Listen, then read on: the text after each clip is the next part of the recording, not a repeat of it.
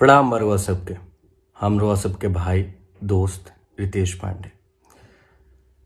कल हम एगो वीडियो देखनी, जौना वीडियो में हमने के बिहार के सिंघम मनु महाराज जी, छपरा के डीएम माननीय नीलेश देवरे जी, बड़का भैया बुलबुल मिश्रा जी और बड़े भाई खेसारी लाल जी मौजूद रहने।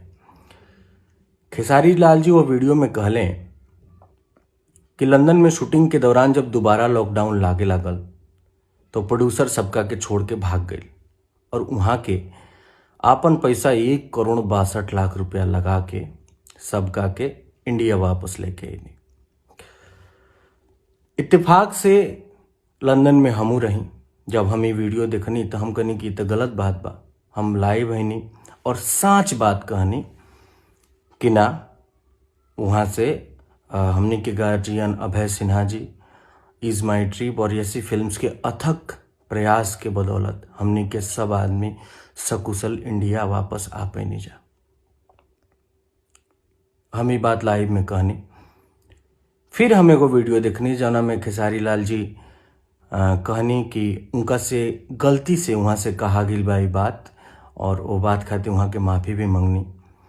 तो हम सोचनी कि हो गई बात ख़त्म, भाई गलत फहमी रहे वो दूर हो गई, बात ख़त्म हो गई। लेकिन ना, ये हमार भूल रहे। हमार साँच बोलल कुछ लोग के इतना बुरा लागल, जौना में प्रमुख अखिलेश कश्यप जी बानी, कि हमार नंबर फेसबुक पर सार्वजनिक कर दियल गई और साफ तौर पर कहल गई कि एकरा के गाली दा लोग। यूट्यूब पर न्यूज़ बनावल गई, कुछ न्यूज़ चैनल बाटे जौना में न्यूज़ बनावल गई, हमार नंबर दिहल गई और कहल गई कि इनका के गाली दा जा। ये कुल उहे न्यूज़ चैनल है जौन आज से कुछ दिन पहले बड़का भैया पवन सिंह के गाली देत रहला लोग, आज हमरा के देता लोग, काल केहू और के दी लोग। आज अगर विरोध ना हुई तो ऐसा ही केहू और भी ये गंदा राजनीति के शिकार हुई। ऐसे ही केहू कोनो गरीब या मध्यम वर्ग के लड़का अपना दम पर आगे बढ़े के कोशिश करी तो ओकरा के गाली और मानसिक रूप से प्रताड़ित करके पीछे धकेले के कोशिश कल जाई। ये सब काहे होता? काहे से कि हम सच बोलनी, काहे ना बोली। बाबा साहब भीमराव अंबेडकर जी के द्वारा रचित संविधान में भारत के हरेक नागरिक के समान मौलिक अधिकार दिहल गई बा, अभिव्यक्ति के आजादी दिहल गई बा। सच बोलल हमारा अधिकार बा। और जौन भी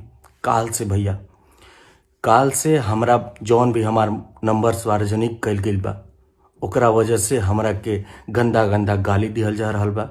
हमरा फोन पर जान से मारे के धमकी व्हाट्सएप पे और टेक्स्ट मैसेज के माध्यम से हमरा के मिल रहा बा।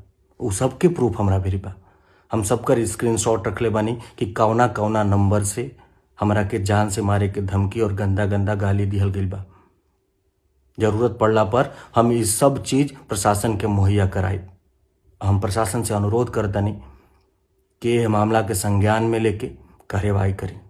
जय हिंद, जय भोजपुरी।